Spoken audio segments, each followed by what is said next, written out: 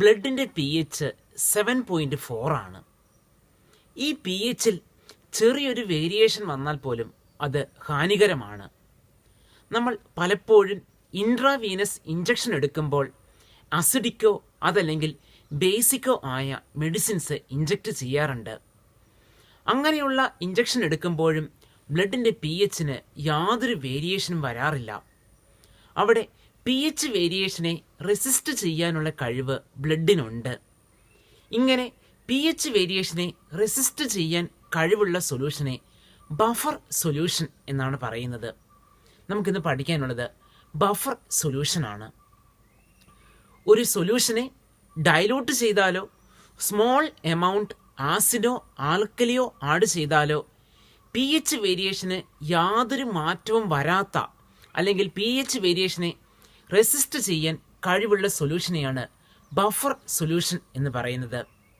The solution which can resist the change in pH on dilution or on addition of small amount of acid or alkali is called buffer solution. ഒരു ബഫറിൻ്റെ pH 7ലും above ആണ് എങ്കിൽ അതിനെ നമ്മൾ basic buffer എന്ന് പറയുന്നു. ബഫറിൻ്റെ pH 7ലും താഴെയാണ് എങ്കിൽ അതിനെ അസിഡിക് ബഫർ എന്നാണ് പറയുന്നത്.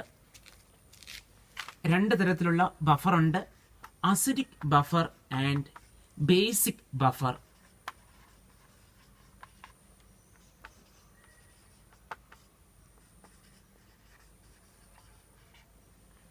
അസിഡിക് ബഫർ എന്നാൽ അതിൻ്റെ pH 7ലും താഴെയായിരിക്കും.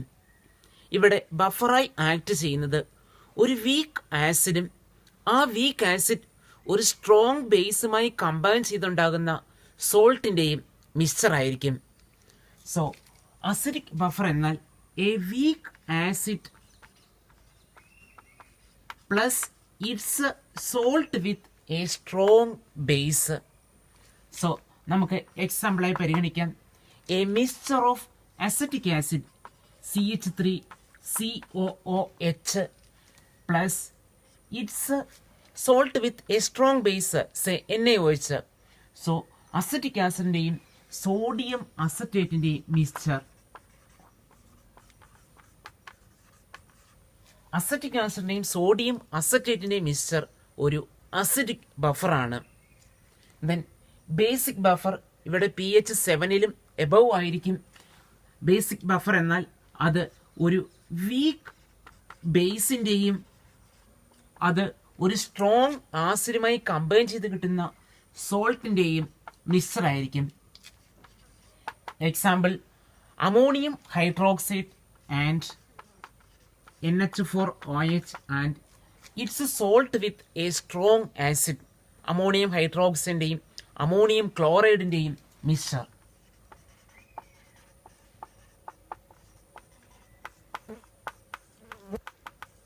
അമോണിയം ഹൈഡ്രോക്സൈഡിൻ്റെയും അമോണിയം ക്ലോറൈഡിൻ്റെയും മിക്സ്ചർ ഒരു ബേസിക് ബഫറായി ആക്ട് ചെയ്യുന്നു. ഇങ്ങനെയുള്ള അസിഡിക് ബഫറിൻ്റെയോ അതല്ലെങ്കിൽ ബേസിക് ബഫറിൻ്റെയോ pH കണക്കാക്കുന്നതിന് ഒരു ഇക്വേഷൻ ഉണ്ട്. അതിനെ ഹെൻഡേഴ്സൺ ഹാസൽബ ഇക്വേഷൻ എന്നാണ് പറയുന്നത്. ഷോർട്ടായി നമ്മൾ ഹെൻഡേഴ്സൺ ഇക്വേഷൻ എന്നാണ് പറയുന്നത്.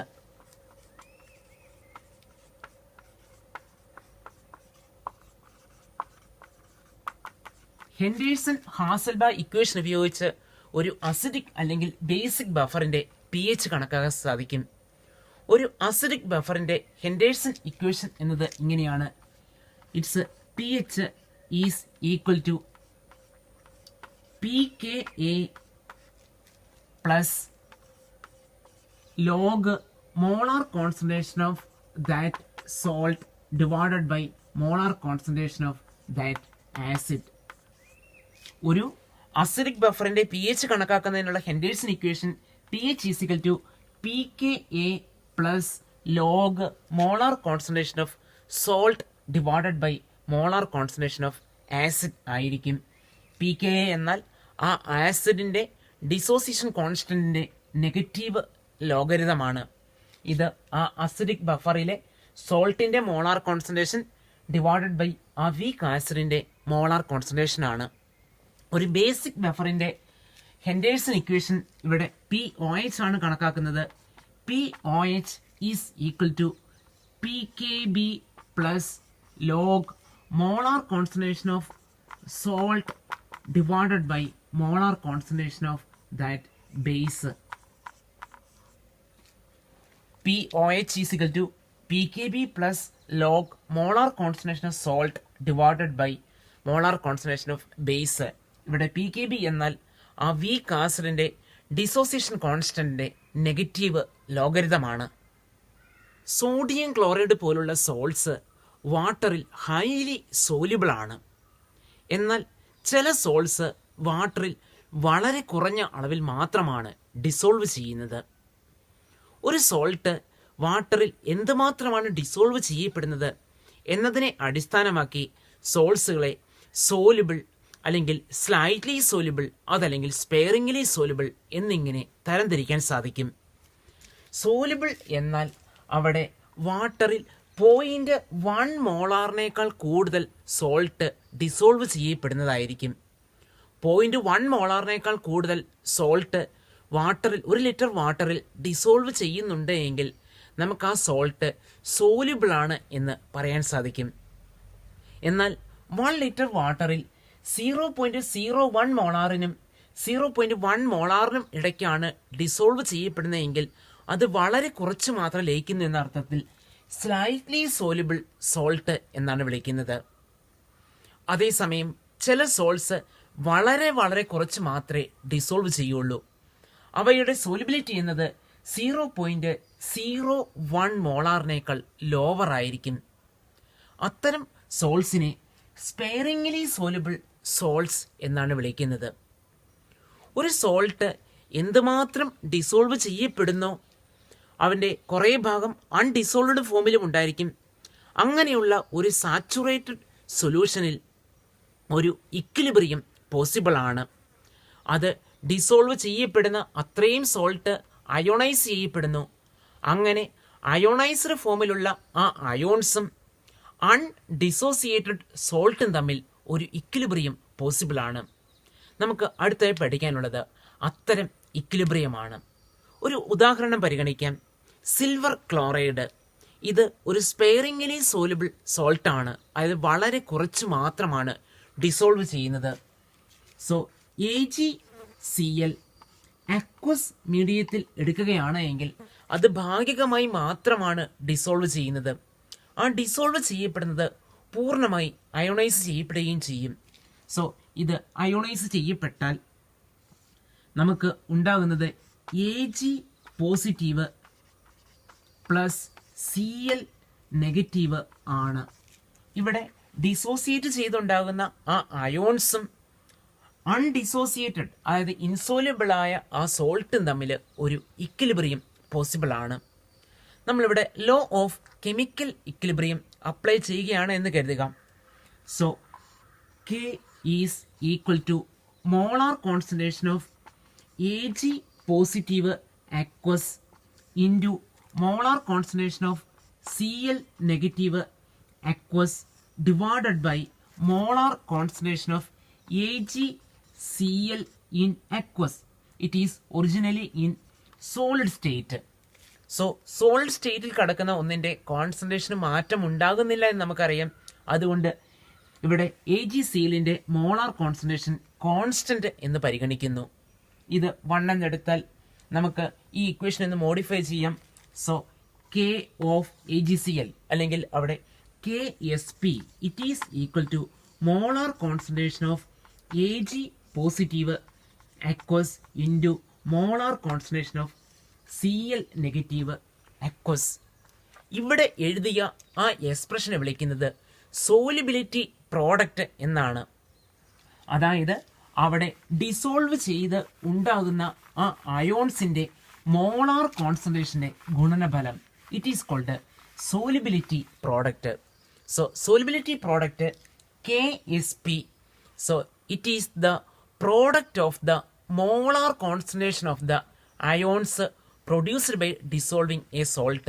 ഒരു സോൾട്ട് വാട്ടറിൽ ഡിസോൾവ് ചെയ്ത് ഉണ്ടാകുന്ന ആ അയോൺസിൻ്റെ മോളാർ കോൺസെൻട്രേഷൻ്റെ ഗുണനഫലത്തെയാണ് സോലിബിലിറ്റി പ്രോഡക്റ്റ് അഥവാ KSP എന്ന് പറയുന്നത് നമ്മൾ ഒരു ജനറൽ ഇക്വേഷൻ പരിഗണിക്കുകയാണ് എന്ന് കരുതുക. AXBY എന്ന ഫോമുലയുള്ള ഒരു സോൾട്ട് അത് വാട്ടറിൽ ഡിസോൾവ് ചെയ്താൽ സ്പെയറിംഗിലി സോലിബിൾ ആണ്, അല്ലെങ്കിൽ ഭാഗികമായി മാത്രം ഡിസോസിയേറ്റ് ചെയ്യുന്നു. അതിൽ നിന്നും എക്സ് എണ്ണം AY പോസിറ്റീവ് അയോണും ദെൻ Y എണ്ണം BX നെഗറ്റീവ് അയോൺസും ഉണ്ടാകുന്നു. നമ്മളിവിടെയുള്ള ആ കോഎഫിഷ്യൻസ് നമുക്കറിയാം, ഇവിടെയുള്ള ചാർജ് ക്രോസ് മൾട്ടിപ്ലൈ ചെയ്തുണ്ടാക്കിയതാണ്. അതുകൊണ്ടാണ് എക്സ് എണ്ണം A, അതിൻ്റെ ചാർജ് Y പോസിറ്റീവ്, അത് കാറ്റയോൺ ആയിരിക്കും, പ്ലസ് Y എണ്ണം B, അതിൻ്റെ ചാർജ് എക്സ് നെഗറ്റീവ് ആണ്. ഇവിടെ നമുക്ക് KSP അഥവാ സോലിബിലിറ്റി പ്രോഡക്റ്റിനുള്ള എക്സ്പ്രഷൻ എഴുതുകയാണ് എങ്കിൽ KSP is equal to molar concentration of AY positive raise to x into molar concentration of BX negative raise to Y ആയിരിക്കും. നമ്മൾ ഈ കേസിൽ ഇവിടെ ഇതിൻ്റെ സോലിബിലിറ്റി എക്സ് എന്നെടുത്താൽ നമുക്കൊരു ജനറൽ എക്സ്പ്രഷനിലേക്ക് പോകാൻ പറ്റും. സോ സോലിബിലിറ്റി എസ് ആണ് എങ്കിൽ അവിടെ KSP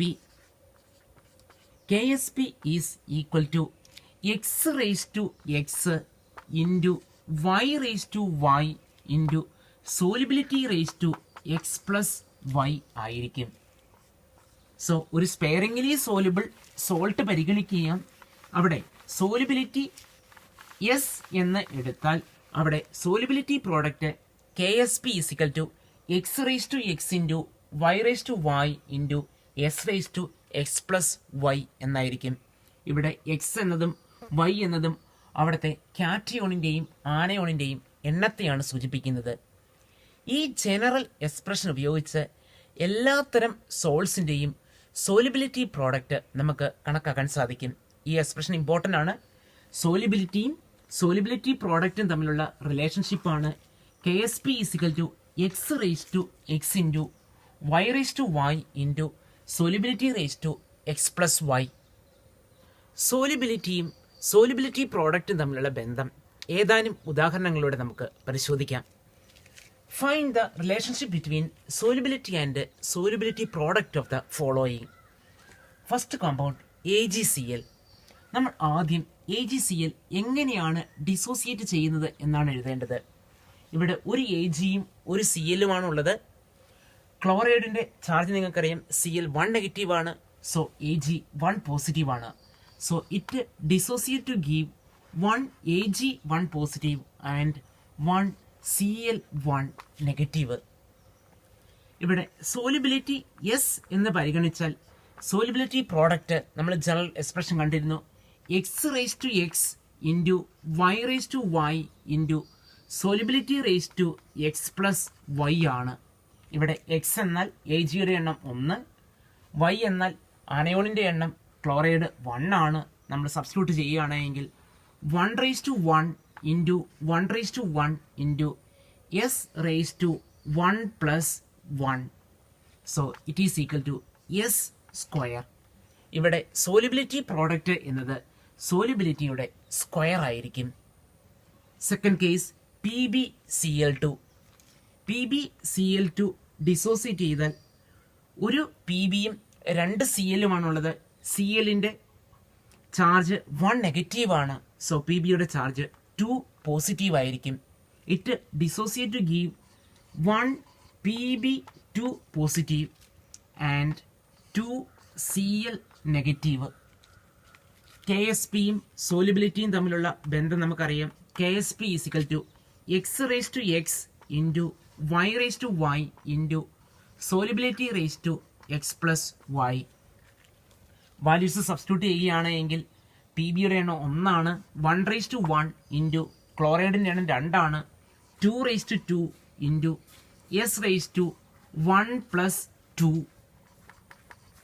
so it is equal to 2 raised to 4s cube. Third example, Al2O3. Al2O3 dissociate ചെയ്താൽ നമുക്കറിയാം ഇവിടെ 2 അലുമിനിയം ഉണ്ട്, 3 ഓക്സൈഡ് ഉണ്ട്. അലുമിനിയത്തിന്റെ ചാർജ് 3 പോസിറ്റീവ്, ഓക്സൈഡിന്റെ charge 2 negative. So 2 aluminium ions കിട്ടും. 2Al3 positive plus 3O2 negative. Solubility പ്രോഡക്റ്റും സോലിബിലിറ്റിയും തമ്മിലുള്ള ബന്ധം KSP x⁻x into y⁻y into solubility x+y. ഇവിടെ കാറ്റോണിൻ്റെ എണ്ണം 2 ആണ്. സോ 2⁻2 ഇൻറ്റു ആനയോണിൻ്റെ എണ്ണം 3 ആണ്. 3⁻3 into solubility 2+3. So 2⁻2 4 into 3⁻3 27 into S⁻5. So its answer is 108 S⁻5 ആയിരിക്കും. Next problem. The solubility of barium sulfate in water is 1.05 into 10⁻⁻5. Calculate the solubility product of barium sulfate in water. ഇവിടെ solubility നൽകിയിരിക്കുവാണ്. Solubility product എത്രയാണ് എന്ന് കണക്കാക്കണം. നമ്മൾ ആദ്യം barium സൾഫേറ്റിൻ്റെ അയോണൈസേഷൻ്റെ ഇക്വേഷനാണ് എഴുതേണ്ടത്. Barium sulphate dissociate in water to give. Barium ഒരു സെക്കൻഡ് ഗ്രൂപ്പ് എലമെൻ്റ് ആണ്. അതുകൊണ്ട് ബേരിയത്തിൻ്റെ വാലൻസി എന്ന് പറയുന്നത് 2 പോസിറ്റീവ് ആയിരിക്കും. So Ba2 positive plus SO4 2 negative ആണ്. നമുക്ക് KSPയും സോലിബിലിറ്റിയും തമ്മിലുള്ള ജനറൽ റിലേഷൻഷിപ്പ് അറിയാം. KSP x⁻x into y⁻y into S⁻x+y ആണ്. ഇവിടെ ബേരിയത്തിൻ്റെ എണ്ണം 1 ആണ്. സോ 1⁻1 ഇൻറ്റു സൾഫേറ്റിൻ്റെ എണ്ണം 1 ആണ്. 1⁻1 ഇൻറ്റു സോലിബിലിറ്റി x+y അഥവാ 1+1 ആണ്. So here KSP is equal to S². നമ്മൾ വാല്യൂ സബ്സ്റ്റിറ്റ്യൂട്ട് ചെയ്യുന്നു. Therefore KSP is equal to solubility 1.05 into 10⁻⁻5 square. It is equal to 1.1 into 10⁻10. Next problem. The KSP of nickel dihydroxide is 2.0 into 10⁻⁻15. Calculate the solubility of nickel dihydroxide in water. ഇവിടെ nickel ഡൈഹൈഡ്രോക്സൈഡിൻ്റെ solubility product തന്നിട്ടുണ്ട്. നമുക്ക് solubility കണ്ടെത്തുകയാണ് ചെയ്യേണ്ടത്. ഇവിടെ നമ്മൾ nickel ഡൈഹൈഡ്രോക്സൈഡിൻ്റെ അയോണൈസേഷനാണ് എഴുതേണ്ടത്. So NiOH 2 times അത് dissociate ചെയ്താൽ Ni2 പോസിറ്റീവും 2OH നെഗറ്റീവുമാണ് ഉണ്ടാകുന്നത്. Ni2 positive plus 2OH negative. ഇവിടെ സോലിബിലിറ്റിയും സോലിബിലിറ്റി പ്രോഡക്റ്റും തമ്മിലുള്ള ബന്ധം നമുക്ക് കണ്ടെത്താം. Solubility product KSP is equal to x⁻x into y⁻y into solubility x+y എന്നതാണ് ജനറൽ ഇക്വേഷൻ. ഇവിടെ എക്സ് കാറ്റയോണിൻ്റെ എണ്ണം 1 ആണ്.